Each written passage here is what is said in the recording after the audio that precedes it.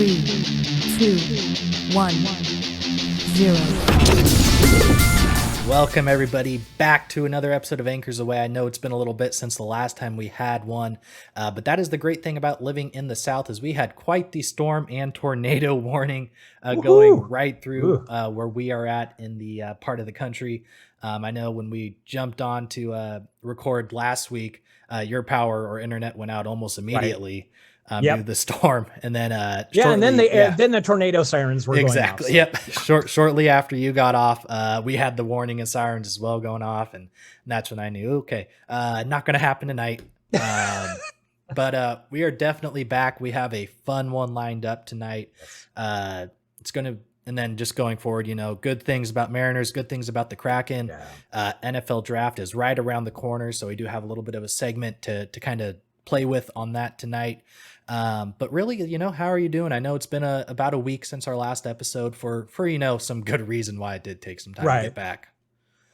Yeah, no, looking forward to getting the podcast going back up. Looks like the weather's finally starting to turn around and we're getting into the Derby festival Derby's here right now. Yeah. We got Thunder over Ohio, which is pretty exciting. It's not going to be 4 units. It's going to go back to the original. So traffic galore. I won't be going downtown this weekend because it's just not worth it. Yeah. And just looking forward to just a great week. And I know that you're going to be hopefully coming out this weekend to pick up another Louisville Bats game. Yep, we against will be the there. Iowa Cubs. Yes. The first time I think Louisville's hosted Iowa, correct? Is that right? Yeah, I think so. Yeah, so that'll be fun. And then there are a couple of the Reds' top 30 prospects are at the team, so I kind of did some digging on that. But I do like the background. Let's start with that right away. You got Edwin Encarnacion up to bat based on the Jumbotron there, which is a lot of fun. I think his month stay in Seattle, but the picture itself looks very nice. And your green screen, of course, was kind of like last time, just pristine condition, it seems like. So definitely. Yeah, and at least we found one that said T-Mobile on it. Yeah, there you go. Not Safeco Field anymore. But speaking of Edwin Encarnacion, you know, known to be a designated hitter or first baseman, that's kind of what the question of the show is going to be about today. So this one, kind of interesting, I thought. One that I think you'll know it if we're being honest. I think you will. Alrighty. So in 2001. John Olerud hit for the cycle, and of course, if you're listening and don't know, that means he had a single, double, triple, and a home run in the same game. He was the blank Mariner to hit for the cycle. For that year or all time? All time. Up to that point. Okay. Yep. Would he have been like the 5th? You're close. Somewhere in that ballpark. It's in that range. Yep.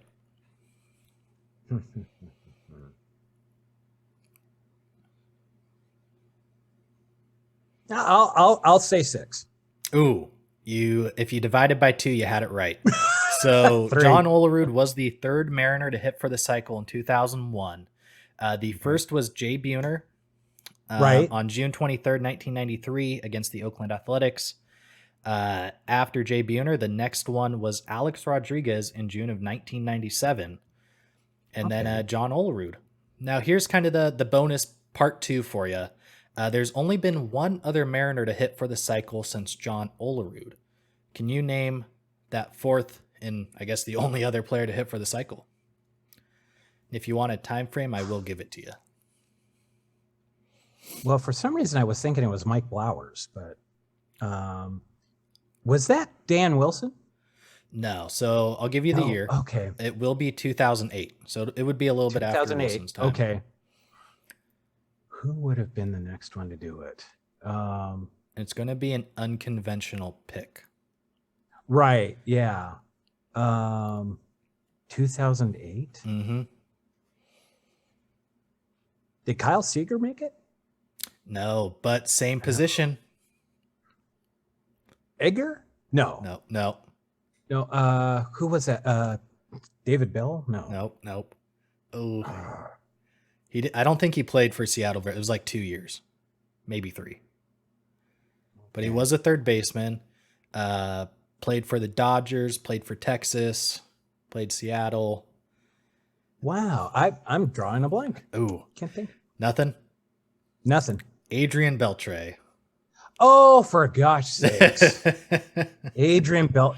That is weird because I totally forgot we even had Adrian Beltre. For as many years as we had him, I mean, great third baseman, fantastic, but yeah, wow. Yeah, definitely one of those guys that kind of follow, like go under the radar as like, oh, you were a Mariner at one point. Wow. No remembrance of that. But yeah, Adrian Beltre was the fourth Mariner to hit for the cycle, and no one's done it again since him. Wow. Well, okay. Well, we got a couple of candidates that could probably pull it off. Frazier. Yep. JP maybe. Yep.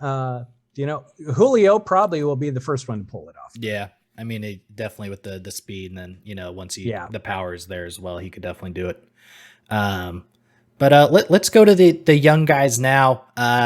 We talked about this kid quite a bit in the previous episode, being Matty Beniers, and how we were definitely on the fence of like, let's not play him, mainly because of the contract. Right. I don't think there was really a doubt like he probably could play in the NHL. It was just more of that service time, and he definitely proved he can play in the NHL. Pretty much looking like maybe the best player on the team already. 3 games, 3 points. First game shows up, great pass to Ryan Donato for his first assist, which I didn't realize this before, but they actually trained together in the summer, Beniers and Donato. I believe up in Boston, I believe. So they kind of had that, I guess, symmetry or synergy already. Yeah, probably new. Yeah. Mm-hmm. So kind of cool there. And then that second game against New Jersey Devils follows up on that rebound and gets his first goal. Absolutely. So right away, 2 games in, 2 points. Way to be in the crease. Let's just say that. He was crashing. He was crashing the net, and good things happen when you do that. Exactly. And then I think it was last night, or I guess when this comes out, the night before, but against Ottawa, another goal. Yeah. Nice. God bless them. Yeah. Let's go for game 4 and get another point. Exactly. Let's keep it going. Yeah. No, it's amazing. It's Cam comes out. All right. And maybe they have a long-term deal with him already back in their heads going, okay, we're going to work this obviously because they don't want to lose this guy at all. No, not at all. And so, just like instant offense. So that was awesome. From the draft, we already got probably one of our best centers going for it. And then, at the trade deadline, they also picked up, Daniel Sprong. Oh, yeah. And it looks like he's going to fit in well, again, another offensive type player. So really nice job by the Kraken here. Sure, first year, not what we wanted. Got it. Yeah. But they're setting themselves up for year number 2. I think that the kind of what you're talking about with the trade deadline too, it's like you said, they got rid of good players now to set themselves up in the future. I mean, we got so many draft. I think we have like picks. 12. We got draft 12 picks in the first 3 rounds, the next like 3 years, something like that. Yeah. So it sucked, seeing Giordano leave, like first captain ever, but you did right by him to send him to Toronto, get him in a playoff hunt, possibly win the cup. Calle Yarncroke, like him leaving as well. But again, obviously we were not in the playoff hunt. There's no reason to keep these players, especially if you can get these second, third round picks for these guys, you might as well. Absolutely. And at least initially the Kraken seem to know how to draft. I mean, of course, second overall pick, like you should get a pretty good player there, but for like to just come out and do, his knowledge of the game is already at the NHL level, being able to see the rebound happening off the goalie and go score that. And, even the assist, fakes the shot, goes, and everything just looks so good by him. And I think they're definitely set up real nice to have, either him be that first line center or second line guy behind Yanni Gord. They're definitely set at center here for the next few years. So absolutely. I think it was a great pickup, and I'm sure Hackstall is just chomping at the bit for next year. Mm-hmm. Yeah, definitely be interested to see, what they do in this year's draft. And then, going forward, especially with free agency, they'll have some cap to play with and see if they can get some guys in to maybe boost those chances of making the playoffs a little bit more. Absolutely. But, going from one young kid, one rookie, to the next, and I we've been in Mariner season here for I believe 10 games now. And I kind of just want to talk about who's been the highlight players for you, and what you've liked seeing. If there's anyone that you want to that you thought you would see more of, we can definitely talk about that as well. Sure. But Mariners, I think the easy standout so far has been Matt Brash. Kid's just nasty. The slider, the knuckle curve, fastball's touching 99. He's composed. I mean, he pitched very well against two really good offenses against the White Sox and then the Astros the other night. And I believe he did pick up the win against the Astros. But from what have you liked, especially from Brash? I mean, I think I kind of said a lot of it, but is there any been, just something that really stood out to you? Maybe that we don't see on the stat card every night. Yeah. As far as, I won't say anything about stats, but I will say it's about his mental makeup. Mm-hmm. When Service says, hey, we're getting out there and, first game or whatever. And he's like, I got it, coach. Yeah. He has such a level-headed kid, goes out there, trusts his stuff, mm-hmm. and doesn't get overwhelmed by the moment, which for a pitcher is job number one. Don't get overwhelmed by the moment. Yep. And be ready for the next pitch. And obviously he's doing that. Mm-hmm. Fantastic job. That the first game we saw the electric stuff. Yep. This last game, we're just sitting there going, okay. But never once did his body language change on the mound. After a walk, he was like, no big deal. Yeah. Next batter. Yeah, exactly. And you could just see him just constantly being in focus mode. I'm not worried about I'm worried about the next pitch. Mm-hmm. And whoever, to get these kids makeup like that. Yeah. Whoever was his coaching, parents, whatever, he's in a good place. And way to go, Canadians, It's yeah, right. Exactly. But fantastic job. I don't think we're going to have a problem with him. For a fifth starter, he could probably be a third starter on most teams right now. So we're sitting pretty. I'm really excited about Brash, and mm-hmm. He's acting like he's been here before. Yeah, you would not know he's only pitched 2 major league games based on exactly like you said. He just walks a guy. Oh well, get the next guy out, and move on, and it just looks like he's a major league pitcher already. And again, those sliders are just nasty. Gosh, I was looking at the strikeouts he had, and I'm like going, the movement on the ball. I'm serious. I like thinking it moved twice on some of those pitches. Mm-hmm. It went left, it came back over right. I'm like going, oh my God, if I'm a batter, I'm like going, I don't know what I'm swinging at. Yeah, exactly. And it just drops out of the zone. It's such a late break too. It's not you seeing it go. It's like, nope, it's coming, drops. Yep. Now, as I'm kind of going through the stats here as well, I didn't even realize this, but Logan Gilbert has a .9 ERA. He's outstanding right now. His secondary pitches, like Brash. Yep. They can throw the fastball. Mm-hmm. When they have that fastball targeted just right, they're all their secondary pitches are just strikeout pitches. Yeah. So I mean, and to back it up, talking about all those extra pitches. Yeah. I will say, to Marco Gonzalez, thanks for watching the program. I know we were on Marco's case, but literally that game that I watched, this last game that he had, he was so in the zone, he was so around the plate, and all of a sudden, third inning, that strike zone started getting wider and wider, and he is just hitting those blacks all day long, and there's nothing nobody can do. And I went, wow, he is pitching his lights out right now. He is a pitcher, and there was nothing Houston was going to do to him. And Houston lit him up all the time before. Oh, Houston was always deadly for him. Last year, even just going back to when he came up to the big league team, Houston was always that kind of kryptonite for him. But kind of going to, how we said about Marco's, like being that pinpoint pitcher. And I think you could kind of attest to this as well. But when you're an umpire and your guy's hitting a spot every time, you'll just, you will start to widen the zone a little bit. And that's exactly what he has to do. That's what he did. He was at a 9 ERA before that game. He's now down to a 3. So it's nice to see that get back down to a reasonable level. And I think it really did help having, the sold out stadium against Houston, Marco on the mound like that. There's definitely something to be said when you have a full T-Mobile Park, like supporting you, like, ooh, I better not do what I did against Minnesota and give up 6 runs in 2 innings. So pitching wise. And a shout out to Seattle fans for showing up on night number 2 too. Yep. Nice crowds this past weekend. Definitely big and good to see that the excitement's still there for that team, because I think there really are good things to come for this year. Absolutely.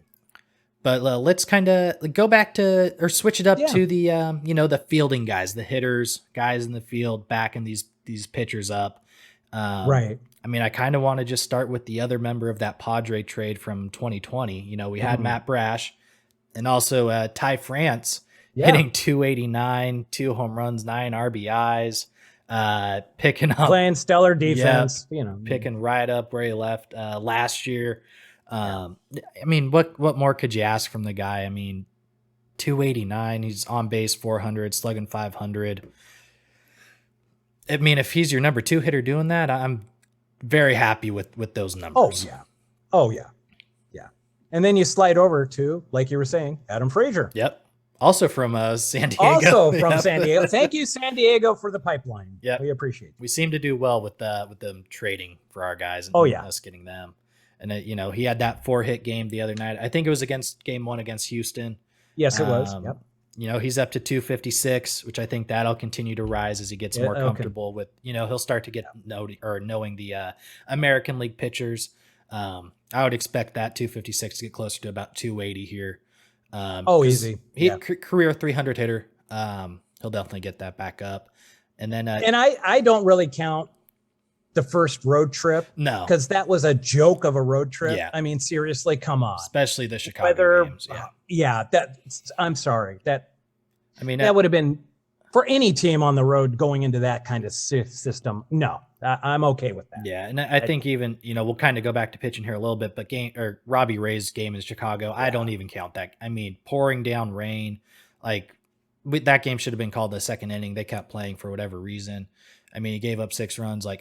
I personally do not care and don't think that's a game to even count for him. But then just kind of sliding across the infield here, then we got the guy who signed his big contract, J.P. Crawford, hitting 355 with 3 doubles, 6 walks on the year, which actually... And I think Service said he starts out slow. Yeah. If this is slow, what's he going to do in July? Is he going to be a 455 hitter? Are we going to see a guy break the record for the batting average? I mean, let's go for a 400 finally. Yeah, let's exactly. Just do it. I mean, even him, his slugging's 452, on base is 5. His on base percentage is 500 right now. Seriously, dude is outstanding. That's incredible. And again, 10 games in, but still, just to see this already, they're dialed in, seeing the ball well, and this kind of And kudos to Crawford. Dipoto in Service from the very beginning said, "You're our shortstop." Mm-hmm. In the face of all of those, shortstops, free agents, and they stood pat and they said, "No, you're the guy." Yeah. And on the first day, let's go ahead and extend you. Yep. And he has done nothing to prove him wrong. So I'm just thrilled with the kid. Awesome. Yeah, thanks, JP. Nothing more you can ask from him. And of course, he's still playing that Gold Glove defense that you get from a guy like him. But kind of speaking to seeing the ball well, and when I was kind of browsing the stats earlier, we're just kind of preparing for this. Mm-hmm. Jesse Winker was a guy that I was a little bit worried about. His average is at 152. But when I kind of do a little bit deeper look into this, he's got 10 walks on the year. Yeah, so, not a lot of official plate appearances when you start breaking it down that way. Yeah, so he's on base. Yeah, I think his on base is 349. So I mean, it's not at the 500 level as JP, but right. At least it's positive. He's seeing the ball well. At least you think 10 walks on the year. Strikeouts are down as well. But I think for him too, he's hitting the ball hard. At least from what I've seen, it's just always at somebody. So I think he's another guy that will probably, he'll take a turn. He'll be a 300. Yep. Yeah. But man, overall, I'm just excited. I really like what I'm seeing from these guys, especially the new ones coming in. I mean, Brash has been part of the organization, but new to the big league team. Frazier, new to the big league team. And then, even Winker averages down. But if you're getting 10 walks in 10 games, you're on base every game, basically, with those numbers right now. So, well, and Eugenio, who was supposedly a liability for us on defense, he's holding his own at the hot corner. Well, I mean, he's come up with some good plays already. Mm-hmm. And I think the production will be there as well. I think he's starting to get it turned around. He's got the opposite power. Mm-hmm. I mean, just to see him hit Oppo, and just getting them doubles right now. And in July, those are out. Exactly. So he's only going to go up. So I think the production there, I definitely see him hitting over 30 home runs this year. Not a problem. Oh, yeah. Yeah. I mean, he's like you were kind of saying the doubles. He's got 3 doubles in 9 games, 2 home runs. And like you said, you previewed this in our very first episode, even how he was excited to learn the defense. And you even said, I don't think he's going to be as bad as people are worried about. And he's definitely, like working with the infield coach. His name better than I do. I don't remember it. Jeez. Now you're going to forget it as soon as I call you on it. But you're right, though. He's made great plays over at third, has not been a liability from at least, I've probably watched at least 5 or 6 of the games and then highlights for some of the others. But I haven't noticed anything where it's like, ooh, this is not good. Like, we really need to figure out third base. Right. Yeah. No, I haven't. No, like I said, I've seen him make some really great plays. Mm-hmm. So I think, for Jesse and Eugenio especially, they're probably the most thankful players on the team right now when they look across the standings and seeing what's happening in Cincinnati right now. Not good. When they said they were excited to go to a winner, I was like, well, that's a little much. And then I'm looking at what Cincinnati is doing, and they were absolutely right. Yeah. We are a winner now in their eyes. Yeah. At least we're not Cincinnati. I mean, they've had World Series in the past, but this year, we're not Cincinnati. No, not this year. Holy crap. I do want to say, I know we're a Seattle-based sports podcast, but because we are in that area, I do got to shout out Hunter Green. 39 pitches over 100 miles an hour. Goodness. Breaks the record for most triple-digit pitches in a game. That's something I just had to shout out, especially since we were talking Winker and Suarez. Well, and let's go back. Who does have the highest average of pitches, highest average fastball in the major leagues right now? Who is it? Munoz? Yep. I knew he broke our record. 102.2. He's beating Hunter Green's 102. Wow. Yep. Well, there you go. So it worked out. I brought up Hunter Green because you had the fun fact for us as well. I had the fun fact. So excellent. So just fireballers all over. Yeah. Oh goodness. Overall, just super excited. Again, it's 10 games in. We got 152 more to go. But no, we have more. We have more than hopefully we have more than 152. Exactly. Hopefully we can stretch this thing to at least a couple. I'm with series. John Morosi. I'm with him. He's picked the A's to the M's to win the West. So I'm with John all the way. The amount of American League West champion gear I will be buying if that happens. Fanatics better get the stock ready to go because I will be day one online. But it's great to see these guys looking like they're having fun. We'll probably get the fun meter runs average thing again. But we're already in the start of this season, and the next season is right upon us here as the NFL draft is coming up here next week. So I thought this would be kind of fun to do. So my dad, Kevin, he's going to do picks 1, 3, 5, and 7. I will be doing 2, 4, 6, and 8. And then once we get to pick 9, we'll both kind of go back and forth on if we were John Schneider and Pete Carroll, who we would take as the Seahawks. So we'll switch over to our screen now. You can see who we're drafting. And as we jump into the draft, the Jacksonville Jaguars are on the clock. So if you're Jacksonville, who are you taking number 1 overall? Well, I'm going to have to go with the number 1 overall player, the surefire Aiden Hutchinson. Yep, that is a edge out of Michigan. Probably the good move there. Probably the consensus number one currently right now. So over to the Detroit Lions. This one's interesting for me. They could go a number of ways here, but I too am going to kind of stick with that defensive end player and go Kayvon Thibodeau to the Detroit Lions out of Oregon. Really? Yeah. Huh. I think, you're paying Jared Goff like $50 million already. Let's see what he can actually do for you in Detroit. Yeah. Let's get that pass rush up. Sure. Makes sense. Okay. So what do we got next? Okay. So you went with, who did you? Oh yeah. You went Kayvon with Thibodeau. Thibodeau. Yep. That's right. Okay. So we got the Texans. They pretty much need anything. I don't know if you can really go bad here. Yeah. I do like their needs every position, not just a single one. Yeah. Gosh. Who would I take here?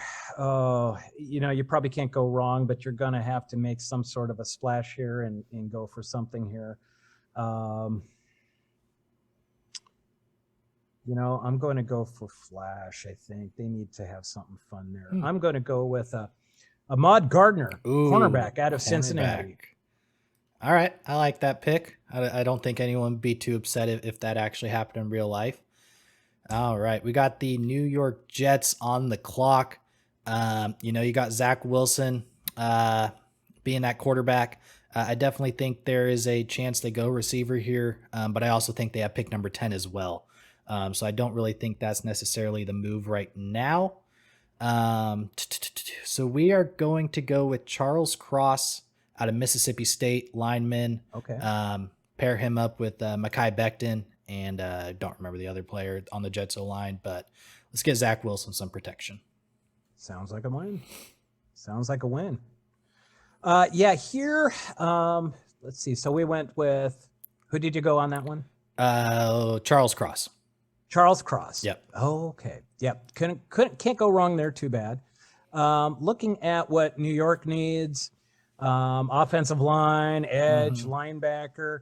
I'm going to go ahead here, and I am actually going to tackle Evan Neal out of Alabama. I figured one of us would get him before Seattle was up on the clock. That's a good pick. Good pick.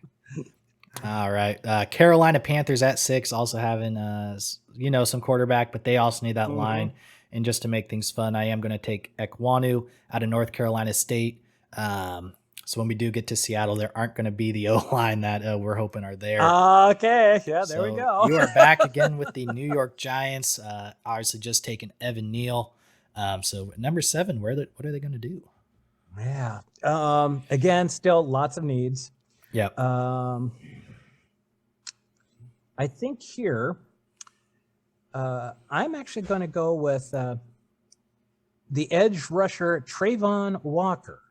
Out of Georgia. Dang it. That's a good pick. I was hoping he would be there for Seattle. I like that, though. That's a good pick. All right. The I'm final. staying away from trades. Yep, I know. Yeah, we're not going to do trades this time. Yeah. Maybe in another one. Maybe but, next time. Yeah. But Atlanta Falcons is obviously the pick before Seattle. At least right now, no trades or anything like that. And they kind of need a bunch of different guys here. I think they do actually make the first quarterback move, and they do take Malik Willis. Let him learn for a year under Mariota and see if he can do anything. Obviously losing Matt Ryan, but they need to rebuild, restart. So Malik Willis goes to Atlanta. And that's where we leave us now with Seattle. A lot of options to talk about. And again, we have quite a few needs here as well. I think just kind of looking at the board right away, I think we're kind of O-line, realistically, we'll probably trade down if this is how it goes. If this is where we're at, we're trading down. But if only a couple spots, there's going to be somebody wanting somebody. Yep. So I think, at least in my opinion, I think quarterback and O-line are kind of off the board. Yeah. So I agree. I mean, at least based on the Pro Football Focus needs, we're looking at edge defender or cornerback. For you, is there anyone that sticks out? Just kind of taking a look over the top players so far.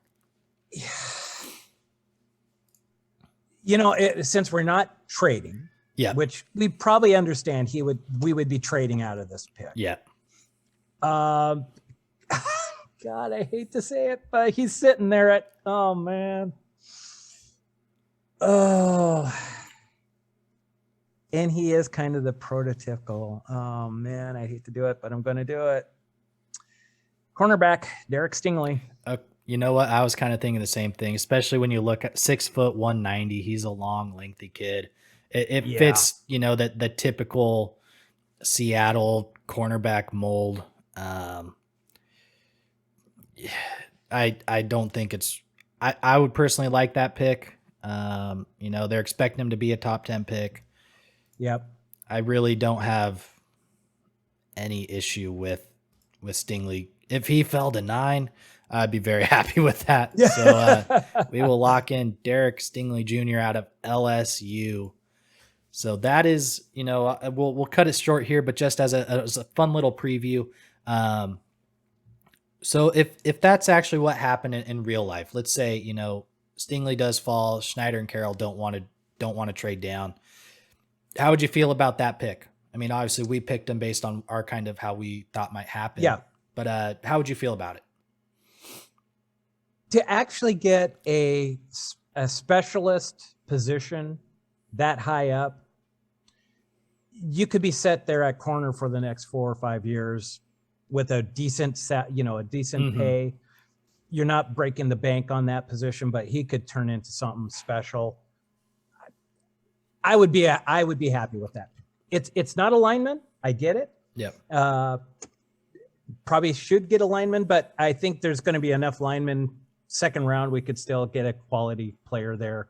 And who knows, we might be able to put those 2 second rounders, the 40th and 41st or whatever, and maybe be able to get into the first round for a lineman or something like that. So, but yeah, I'd be happy with Stingley if he all of a sudden was still on the board. Yeah. Yeah, definitely. Like you said, I mean, if he does fall, there's no point. There's definitely a reason. Like you could still make the argument of trading down because that's just what we do in the draft every year. We're always trading down, and it's going to be hard to imagine them not trading down, and especially the way that we drafted, the first 8 picks. Neil's gone, Ekwanu's gone, Charles Cross gone, like all the top linemen are gone already. Right. But yeah, if we went Stingley there, I definitely would not be upset either. Next week before the actual draft, we are going to do that only as Seattle, the full 7 rounds, and then we'll get the grade at the end to see, what does Pro Football Focus think how we did if we were the GM and manager, and we might have some fun too and trade down and make some trades as well because make it That's interesting what we do. before the actual draft. But overall, that is kind of what I had for today's episode. Is there anything that you want to add or finish before we head off for the episode?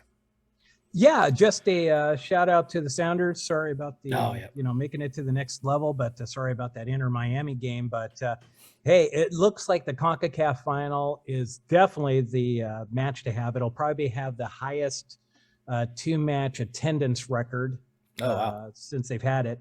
Pumas sold out in 15 minutes. 60,000 seats. That's impressive.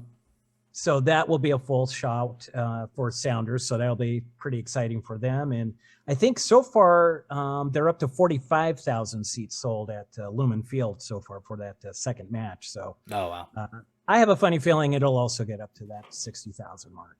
Yeah. Probably pretty close, if pretty quickly here. Nothing like another championship, another piece of hardware for the Sounders to add to the collection so far. So yeah, I mean they have a bunch already. Might as well just keep adding to it. Absolutely. So, well, hey, good luck to the Sounders. I think that match is it wins this Wednesday? Yeah. So or is it next Wednesday? Well, they'll be playing Pumas on the 27th. 27th. That's right. In Mexico, and then the leg 2, the championship, really for all the cojones, is going to be May 4th at Lumen Field. So perfect. It is kind of nice that they do start on the road for that. Hopefully you get the goal away and get an aggregate lead going into Seattle.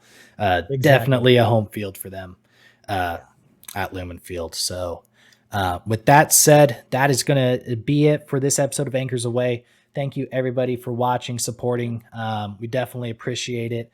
We'll get back on that normal schedule. You know, there shouldn't be any more crazy weather alerts happening here. No more tornadoes, hopefully. So we'll be back on that, that Monday, Wednesday, Friday upload. But once again, thank you everyone for watching. We really appreciate it. And we will see you all in the next episode of Anchors Away.